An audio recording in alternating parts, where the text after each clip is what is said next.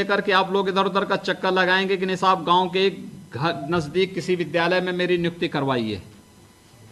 नहीं सर, जहाँ भी मिला है वहाँ पे अपना मैं भी कार्य करूंगी। कार्य कर पाएंगे ना? जी सर। ठीक है, बहुत सुंदर। परिवार में कौन कौन लोग हैं आपके? सर हमारे 3 भसुर हैं, हाँ। हमारे ससुर हैं, सब लोग हैं, सब लोग बहुत खुश हैं सर। ठीक है, बहुत सुंदर। मेहनत से कार्य करिए, अपने आप को साबित करिए। देखिए, एक महिला के लिए तो शिक्षक की नौकरी बहुत सबसे अच्छा माना जाता है, क्योंकि इसके माध्यम से वह अपने परिवार को तो बनाई देती है, लेकिन साथ साथ वह पूरे समाज के निर्माण में भी अपना हाथ बटा करके सहयोगी बन सकती है, बहुत बड़ा योगदान दे सकती हैं। आपको और आपके पूरे परिवार को बहुत बहुत बधाई और हमारी शुभकामनाएं। जी sir, thank you sir. Sir हमारे नेक्स्ट हम लोग ज्वाइन कर रहे हैं जनपद मैनपुरी में सर श्रीमती रोली झा, पत्नी श्री मयंक शर्मा से आपका संवाद कराया जाएगा सर। इसमें श्रीमती झा जो है उनका चयन हुआ है सहायक अध्यापक कला के पद पर हुआ है सर। जो हम लोग का सर अध्याचन गया था 2018 में लोक सेवा आयोग के पास, उसमें कला का नहीं हो पाया था, बाद में रिजल्ट आया था, इसलिए पिछली बार नहीं कर पाए थे सर। अभी भी कुछ 3 विषय हैं जिनका रिजल्ट अभी अनाउंस होगा सर। श्रीमती झा रोहिकन विश्वविद्यालय से कला विषय में मास्टर ऑफ आर्ट्स उन्होंने किया है और अपने विषय की टॉपर रही हैं। मैनपुरी। प्रणाम सर। हाँ, नमस्ते।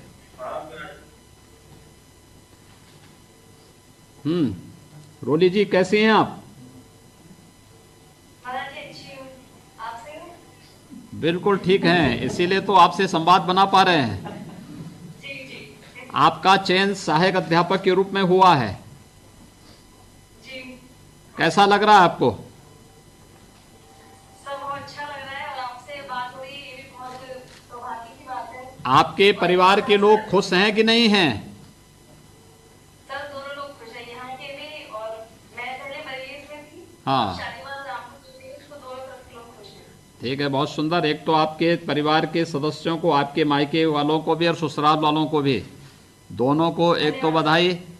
देखिए, आपका चयन अगर पहले हो जाता ना तो कम से कम दहेज में कम पैसा देना पड़ता है। नहीं सर, दहेज नहीं लिया है। अच्छा, ये तो अच्छी बात है। तब तो इसका मतलब ये है कि सरकार ने आपका चयन करके अच्छा काम किया है। जी जी। तो एक तो ये अच्छी परंपरा आपने डाली आपके पति ने कि दहेज नहीं लेंगे और दहेज देंगे भी नहीं। एक तो बहुत अच्छा काम ये है। दूसरा ये है कि कला के शिक्षक के रूप में आपका चयन हुआ है। काफी दिनों से मामला लंबित भी पड़ा हुआ था। जी हाँ, काफी टाइम से लंबा पड़ा हुआ है। आपने कला से कहाँ से आपने शिक्षा ली है अपनी? सर मैंने ये बरेली कॉलेज से शिक्षा ली है। मैंने पहले बीए करा 2009 में, फिर 2011 में मुझसे मास्टर की डिग्री ली और उसमें मैंने अपने कॉलेज में टॉप किया था। ठीक है, बहुत सुंदर। और उसके बाद एड किया। अब जिस विद्यालय में आपकी नियुक्ति होगी वहां पर पढ़ाने का कार्य करेंगी? जी सर, बहुत मनमानी करें। ऐसा तो नहीं कि फिर ट्रांसफर पोस्टिंग को लेकर के, फिर नज़दीक के विद्यालय में जाने को लेकर के आप जो है, हमारे मंत्री वहाँ पे अग्निहोत्री जी बैठे हुए हैं, इनके साथ जो है फिर जाने लग जाएंगे और उनसे कहेंगे कि साहब मेरा ट्रांसफ़र घर के नज़दीक करवाइए?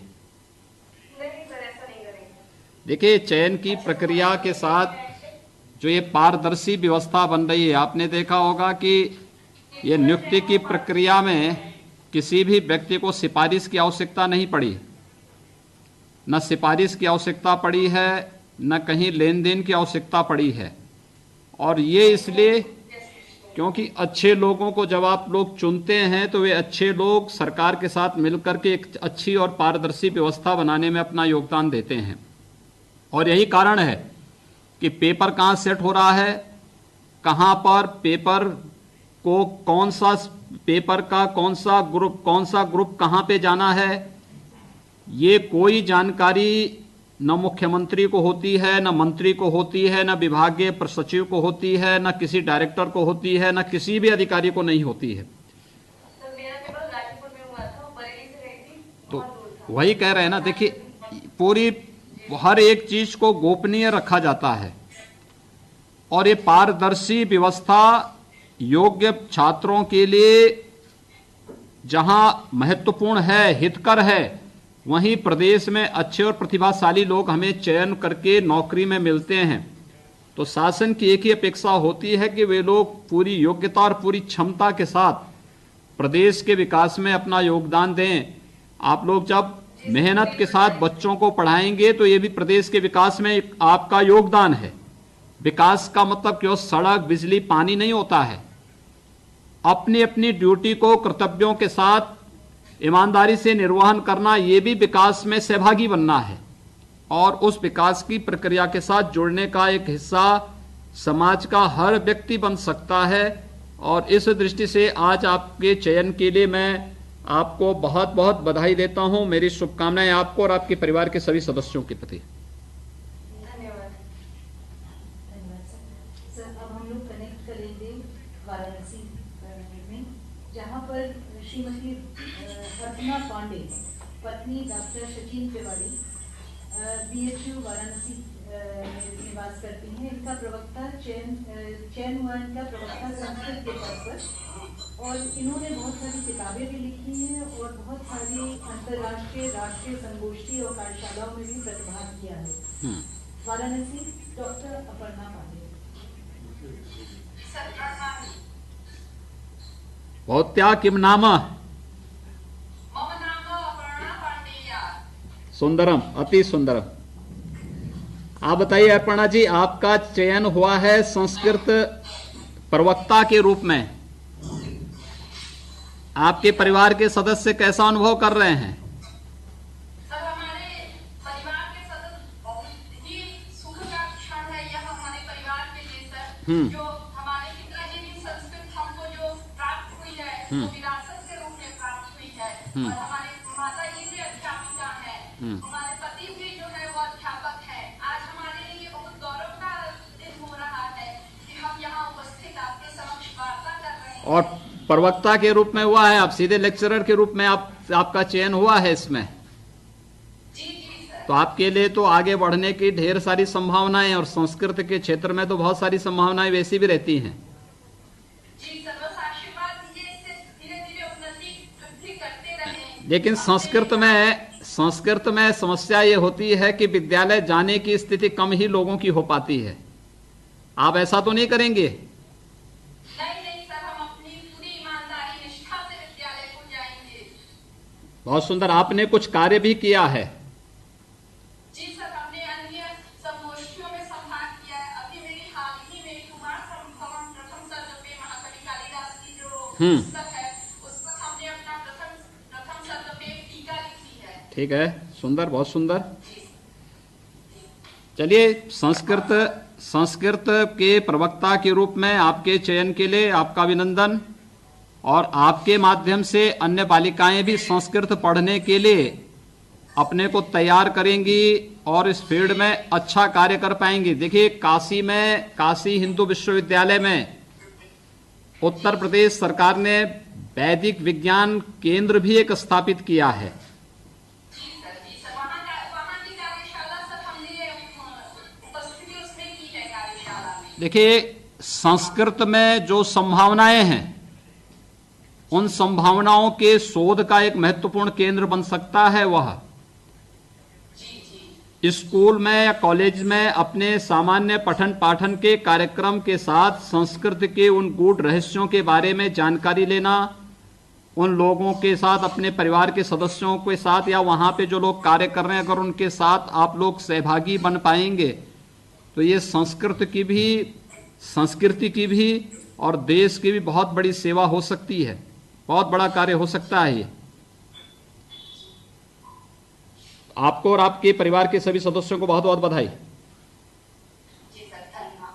और सर, हम यह भी कहना चाहते हैं कि हमने जो उत्तर प्रदेश लोक सेवा आयोग के द्वारा जो चयन प्रक्रिया की गई है वो बहुत ही पारदर्शी, भ्रष्टाचार रहित और शुचितापूर्वक की गई है, जिससे आज हम सभी लोग यहाँ सफल हो पाए हैं। और आपके मार्गदर्शन में, निर्देशन में, आपके आशीर्वाद से हमें यह प्राप्त हो रहा है। इसके लिए सर बहुत बहुत धन्यवाद। हम आपका हृदय से प्रति बहुत आभार व्यक्त करते हैं। लेकिन संस्कृत के अलावा अन्य भाषाओं को भी जानकारी रखें और शिक्षक को अपने को हर फील्ड में पारंगत रखना चाहिए, हमेशा रखना चाहिए। अगला, धन्यवाद जी। वाराणसी में ही श्री लवकेश कुमार कुछ श्री लालजी गोम इनका चयन प्रवक्ता हिंदी के पद पे हुआ है। इनका सर बैकग्राउंड थोड़ा सा आर्थिक दृष्टि से कमजोर था, काफी विपरीत परिस्थितियों में इन्होंने शिक्षा प्राप्त की है। लवकेश जी कैसे हैं आप? नमस्ते सर, मैं आपके आशीर्वाद से आप लोगों के सकुशल हूँ। आपका हिंदी प्रवक्ता के रूप में चयन हुआ है ना? जी सर, इसके लिए सर बहुत बहुत धन्यवाद आपका। और हृदय से आभारी हूँ। कहाँ से आपने शिक्षा अर्जित की थी? सर, हमारी शिक्षा काशी हिंदू विश्वविद्यालय से हिंदी साहित्य में परास्नातक और शिक्षा शास्त्र में परास्नातक की डिग्री हासिल किया हूँ। हाँ, यह हिंदी साहित्य में हुआ है। फिर उसके बाद काशी हिंदू विश्वविद्यालय के सेंट्रल हिंदू बॉयज स्कूल में 4 साल पढ़ाया हूँ। उसके बाद उन कार्य चल रहा है। ठीक है। अभी आपका शोध चल रहा है, जी सर। क्या विषय है शोध का? सर, रामरस विश्व के कथा साहित्य में ग्राम्य जीवन का यथार्थ। बहुत सुंदर। तो ग्राम्य जीवन के बारे में आपने कभी जानने का प्रयास किया? सर, मैं गांव से ही जुड़ा हुआ हूँ। मैं गांव का ही रहने वाला हूँ। और मेरे पिताजी किसान हैं, पहले पत्थर फोड़ते थे। फिर बाद में मशीनी युग आने के कारण धीरे धीरे उसका समापन होने लगा। किसानी में आ गए और वहीं से जुड़ा हुआ हूँ। इस कारण मैं उसी विषय को चुना भी हूँ, जो इसमें मैं अपनापन महसूस करता हूँ और उसमें मुझे कार्य करने में, पढ़ने में, शिक्षा में गुणात्मक दृष्टि से देखने में मुझे आसानी महसूस होती है। देखिए, भारत का, हमारे देश के जो ग्रामीण व्यवस्था है ना, ये दुनिया के अंदर स्वावलंबन का सबसे मजबूत आधार रहा है। आप अगर गांवों की बात करते हैं तो गांवों में एक बार देखें आप, कितनी अच्छी चीज़ें आपको गांवों में देखने को मिलती है कि एक गांव, हमारे यहाँ देखिए जातिवाद की विकृति बाद में आई है, लेकिन ये जितनी भी जातियां थी ये कर्म पे आधारित होकर के पूरी ग्रामीण व्यवस्था को आत्मनिर्भर बनाती थी। पैसे का लेन देन भले ही न रहा हो, लेकिन एक दूसरे पर निर्भर रह करके गांव का कोई व्यक्ति खाली भी नहीं रहता था और भूखों भी नहीं सो सकता था। हर एक व्यक्ति एक दूसरे का देखभाल करता था और किसी भी प्रकार से गांवों में कोई व्यक्ति अपने को अभावग्रस्त महसूस नहीं करता था। और इस पर कार्य किए जाने की आवश्यकता है कि जो हमारी ग्रामीण क्षेत्र में, गांवों में पहले प्राचीन काल में सहकारिता का ये भाव था। आप उसके दर्शन गांवों में होने वाले यज्ञों में देख सकते हैं, या गांव के लोग जब मिल करके कोई कार्यक्रम करते हैं। काशी और आसपास के क्षेत्रों में तो तुलसीदास जी ने रामलीलाओं का आयोजन की परंपरा भी डाली थी। रामलीला में सरकार कोई सहयोग नहीं करती, गांव के लोग ही चंदा इकट्ठा करते हैं, रामलीलाओं का मंचन करते हैं, कलाकार भी गांव का, और सारी चीजें गांव की, और गांव के ही लोगों की इन सभी चीजों को लेकर के, या यज्ञ के आयोजन के साथ भी आप देख सकते हैं कोई सरकार सहयोग नहीं करती, लेकिन गांव का ही व्यक्ति, किसी के पास धान है, किसी के पास गेहूं है, किसी के पास दाल है, किसी के पास पैसा है, किसी के पास घी है, किसी के पास बर्तन है, किसी के पास अपनी राजमिस्त्री का सहयोग कर देता है, कोई व्यक्ति कुछ घी दे देता है, कोई दूध दे देता है। सभी लोग मिल करके उसको संपन्न करते हैं, और ये गांव के, हमारी ग्रामीण अर्थव्यवस्था का सबसे बड़ा स्वावलंबन का आधार बनता है। और इन चीज़ों पर हमें कार्य किए जाने की आवश्यकता है। इन पर अगर आज भी हम लोग सोच पाएंगे तो गांव में, इसीलिए सरकार ने विश्वकर्मा श्रम सम्मान का एक कार्यक्रम प्रारंभ किया है। गांव का नाऊ, गांव का धोबी, गांव का मोची, गांव का हलवाई, गांव का हर व्यक्ति गांव के उससे जुड़ा हुआ है, लेकिन उसके हुनर को मंच देने का काम सरकार को करना चाहिए था, पहले नहीं हुआ। पिछले 3 वर्षों से हम लोगों ने प्रदेश में किया, पिछले 6 वर्षों से केंद्र में प्रधानमंत्री मोदी जी के नेतृत्व में देश के अंदर एक कार्य होता हुआ दिखाई दिया। तो ये बड़ा कार्य है। और अगर हमारा शिक्षक इस प्रतिभा को समझ करके उन्हें आगे बढ़ाने का प्रयास कर सके। देखिए, हमारी शिक्षा व्यवस्था की सबसे बड़ी खामी क्या है? हमारी सबसे बड़ी खामी है कि हमने शिक्षा को केवल किताबी ज्ञान तक सीमित कर दिया है।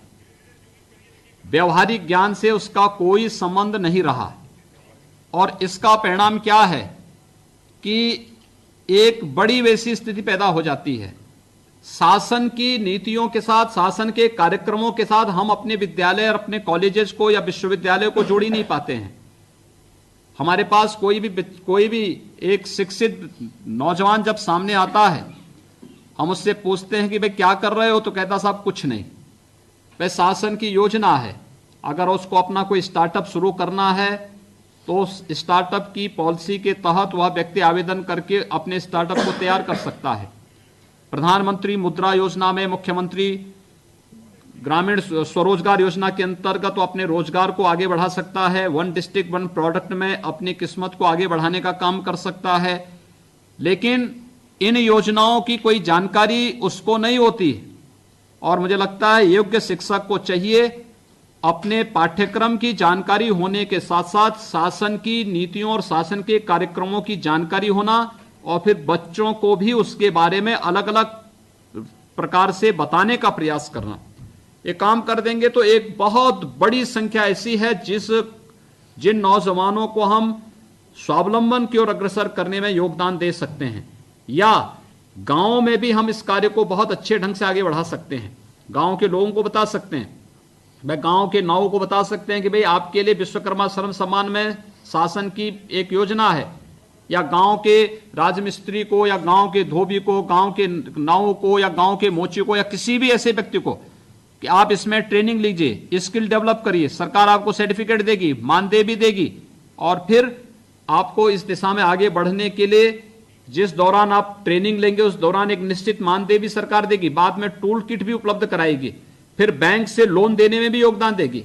आज जो व्यक्ति गांव के चौराहे पे बाल बनाने का काम करता, अगर उसी के लिए एक वहां पर सैलून की दुकान खुल जाएगी, तो अभी जो चौराहे पे नीचे बैठ करके बाल बनाने का काम कर रहा हो, वो पैसा नहीं मिलता होगा, लेकिन सैलून की दुकान खोलेगा तो हर व्यक्ति पैसा देके जाएगा, उसका सम्मान भी बढ़ेगा, वह अपने साथ एक दो अन्य लोगों को भी जोड़ सकता है।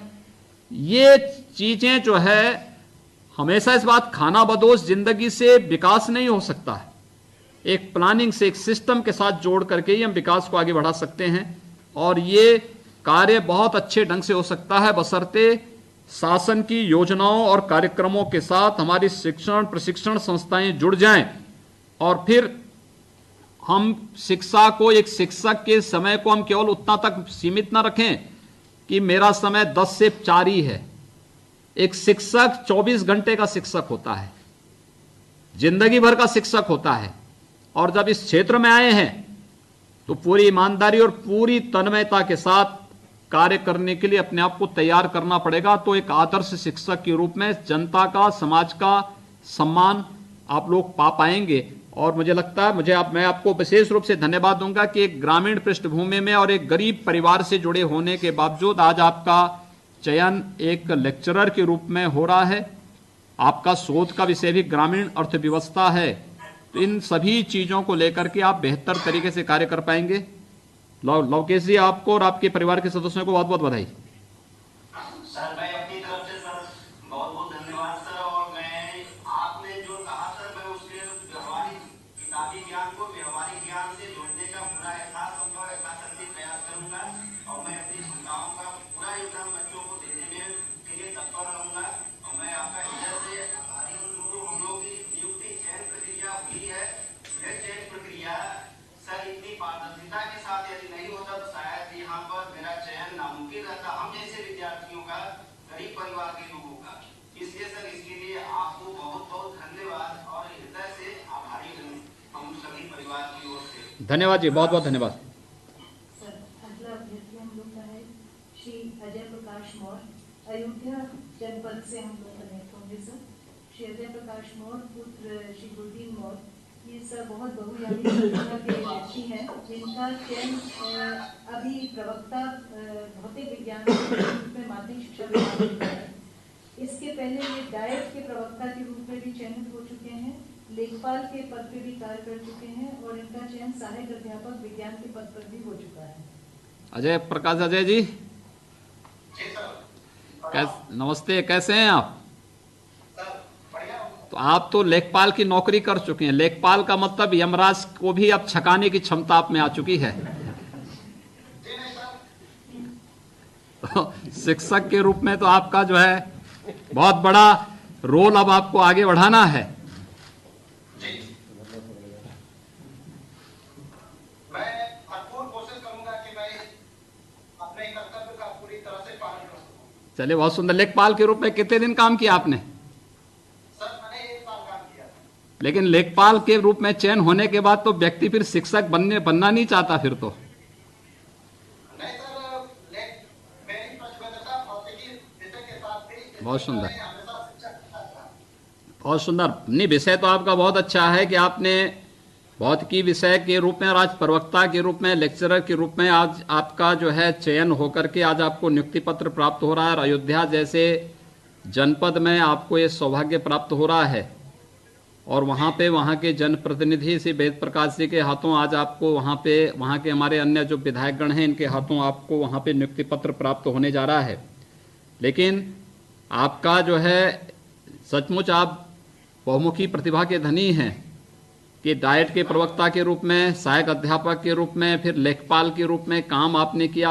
उसके बाद फिर आपने फिजिक्स के एक लेक्चरर के रूप में आज आपका चयन आज हो रहा है और आज आपने फिर इस नियुक्ति की प्रक्रिया के साथ जोड़ करके अब अपना समय लेक्चरर के रूप में ही लगाइए, पूरी ताकत लगा दीजिए, ठीक है ना? जी सर, मैं जी पूरी तरह से कोशिश करूंगा। सर मैं 3 शब्द कहना चाहूंगा इस प्रक्रिया के बारे में। हाँ। ये प्रक्रिया बहुत ही त्वरित, निष्पक्ष और पारदर्शी रही है। देखिए, यही स्थिति होती है। लोक सेवा आयोग, उत्तर प्रदेश लोक सेवा आयोग की छवि इससे पहले भी लोगों ने देखी थी और उस समय क्या कुछ नहीं होता था।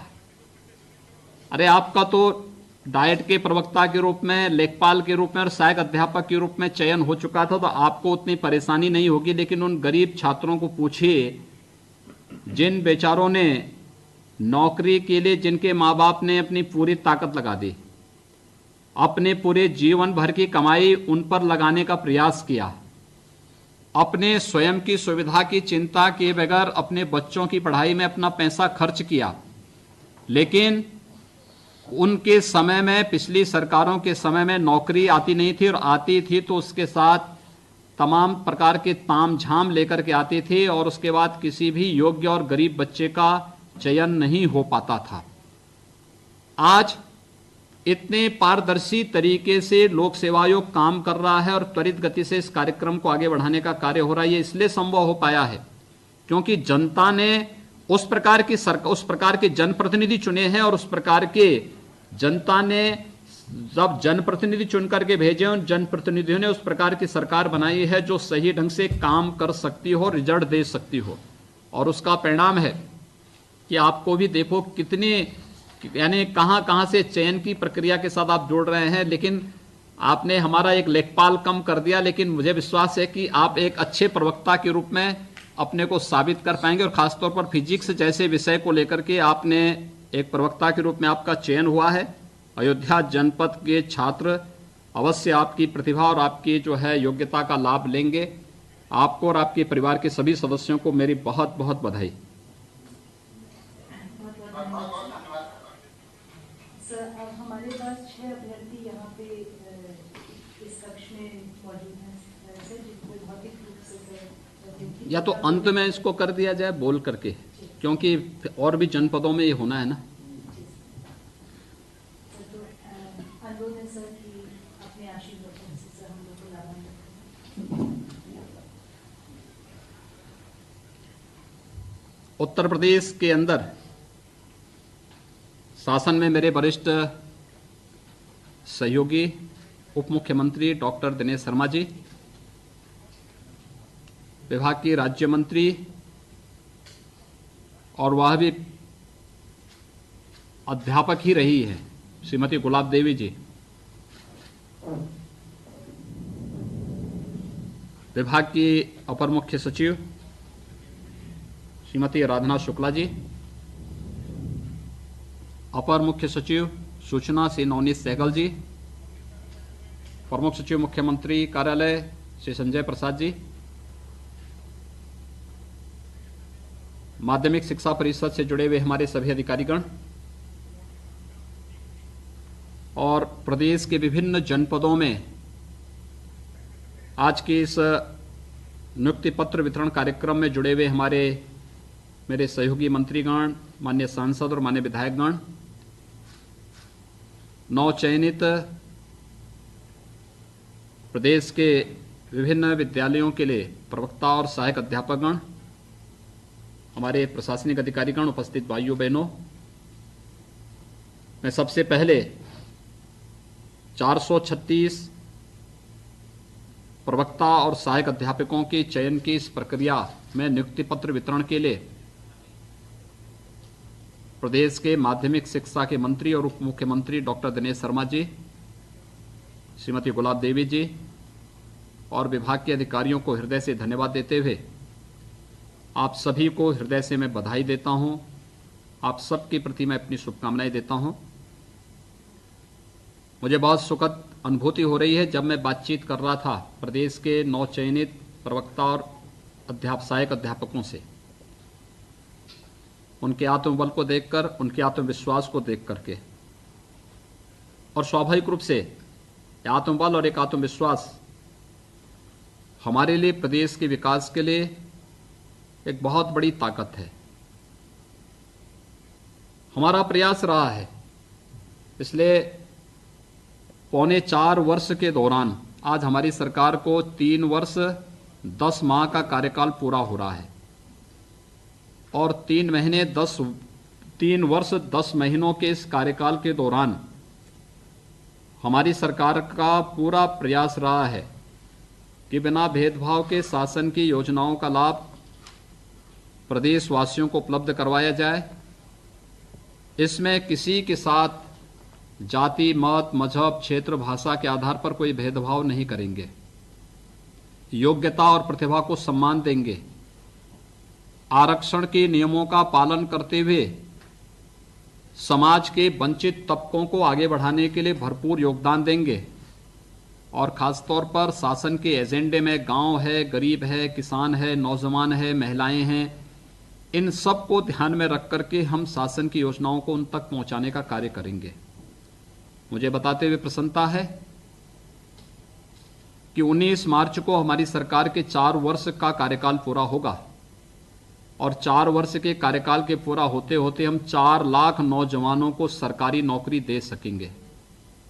यानी अब तक हम 3,75,000 से अधिक नौजवानों को सरकारी नौकरी दे चुके हैं। ऐसे ही नियुक्ति पत्र उनको उपलब्ध करा चुके हैं और शेष प्रक्रिया में है। लगातार इस कार्य को अभी आपने देखा होगा, पिछले दिनों ही सहायक अध्यापकों की 3,300 से अधिक पदों पे नियुक्ति पत्र का वितरण का कार्यक्रम हमने इसी प्रकार के एक समारोह में किया था।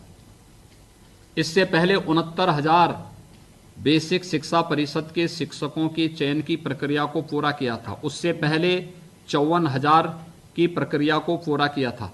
यानी ये लगातार चल रहा है। 1,37,000 से अधिक हम लोगों ने पुलिस के भर्तियां संपन्न की थी और इस पूरी प्रक्रिया में आप देख रहे होंगे कि लगभग 3.25 लाख से अधिक नियुक्ति सरकारी नौकरियों की निकली।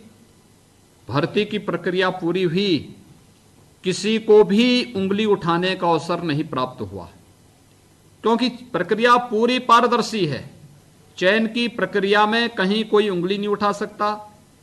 चयन की प्रक्रिया के बारे में कहां पेपर बन रहा है, कितने पेपर के सेट होने हैं, कहां कहां कौन पेपर जा रहा है, कहां कहां सेंटर बनने हैं, हमें इससे कोई किसी प्रकार की कोई जानकारी नहीं होती। ये जानकारी परीक्षा नियंत्रक के पास होगी और गोपनीय होगी और अगर कहीं भी गोपनीयता भंग होती है तो फिर वहां पे कठोरतम कार्रवाई होती है।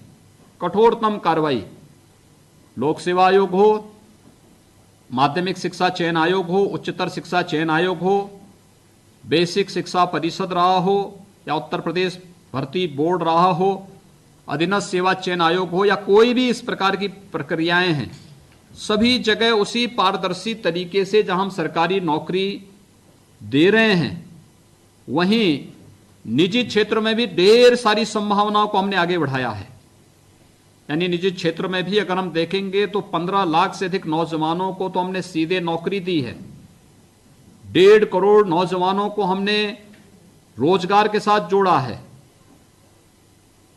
इसी प्रकार से करोड़ों नौजवानों को स्वतः रोजगार की प्रक्रिया के साथ जोड़ करके इन कार्यक्रमों को आगे बढ़ाने का कार्य किया है। और ये जो मिशन रोजगार का अभियान प्रदेश के अंदर है, आज की ये प्रक्रिया 436 प्रवक्ता और सहायक अध्यापकों के चयन का जो एक कार्यक्रम और नियुक्ति पत्र वितरण का कार्यक्रम आज संपन्न हो रहा है, ये उसी प्रक्रिया का हिस्सा है जो पिछले 3.25 वर्षों से लगातार प्रदेश के अंदर चल रहा है। मैं आप सभी जितने भी हमारे आज प्रवक्ता और सहायक अध्यापकगण चयनित हुए हैं, मेरा उन सब से अपील होगा कि देखिए, सीखने की भी कोई सीमा नहीं होती है और आप इसको कोई भी व्यक्ति अपने को ये नहीं मान सकता कि मैं अपने फील्ड में पारंगत हूं। हर व्यक्ति को हर एक घटना से और अपने हर एक दिन की प्रत्येक गतिविधि से कुछ न कुछ सीख मिलती है। एक विराट क्षेत्र है और आपने इस विराट क्षेत्र में प्रवेश किया है। एक शिक्षक को अपने पाठ्यक्रम में पारंगत तो होना ही चाहिए, लेकिन साथ साथ उसको देश समाज की गतिविधियों के बारे में भी जानकारी से अपने आप को भरपूर करना होगा। एकांकी नहीं बनना होगा। अपने को सामाजिक जीवन से या राष्ट्रीय जीवन से आप काट करके एक सुयोग्य नागरिक देने की प्रक्रिया का पार्ट नहीं बना सकते। हमारे शिक्षण संस्थानों की स्थिति वैसे ही होनी चाहिए जो संस्कारवान छात्र छात्राओं को तो वहां से आगे बढ़ाने के लिए प्रेरित कर ही सकें, लेकिन एक छात्र छात्रा के सर्वांगीण विकास में अपना योगदान भी दे सकें। दुनिया के अंदर जितने अच्छे संस्थान हैं, उन लोगों ने टेक्नोलॉजी को भी अपनाया है और वहां का एक एक शिक्षक पार्ट टाइम जॉब नहीं करता है। भले ही आपकी तरह उसको स्थायी नियुक्ति पत्र न मिलती हो, वह कॉन्ट्रैक्ट पर ही 3 या 5 साल के कॉन्ट्रैक्ट पे ही काम करता होगा, लेकिन जिस दौरान काम कर रहा है उस दौरान 24 घंटे की ड्यूटी करता है। ये 3 घंटे 4 घंटे 5 घंटे की ड्यूटी नहीं, 24 घंटे के लिए अपने को उपलब्ध रखता है और हर एक जिज्ञासा के प्रति, छात्र छात्रा की उस जिज्ञासा के प्रति जागरूक रहता है। अगर हमारे शिक्षक भी इस दिशा में अपने आप को आगे बढ़ा पाएंगे, बहुत बड़ा कार्य आप कर पाएंगे। देखिए, आप लोगों को नियुक्ति पत्र ऐसे समय में मिल रहा है जब लगभग 34 वर्ष के बाद ये देश एक नई शिक्षा नीति को लेकर के आगे आया है। हम आभारी हैं प्रधानमंत्री मोदी जी के, जिन्होंने देश को 34 वर्षों के बाद एक नई राष्ट्रीय शिक्षा नीति दी है। यह राष्ट्रीय शिक्षा नीति भारत को दुनिया के अंदर ज्ञान के केंद्र के रूप में स्थापित करने का एक बहुत बड़ा माध्यम बन सकता है, बशर्ते ये नई शिक्षा नीति केवल सरकार की योजना न बन जाए, बल्कि इसके साथ हमारे शिक्षकों को जोड़ना पड़ेगा, हर एक विद्यालय को जोड़ना पड़ेगा। और अच्छा होगा जो 436 नए शिक्षक आज चयन की प्रक्रिया के साथ जुड़ करके नियुक्ति पत्र प्राप्त कर रहे हैं, अपने विद्यालय ज्वाइन करने के साथ पहले उस ड्राफ्ट को, नई शिक्षा नीति के ड्राफ्ट का एक बार अध्ययन कर लें।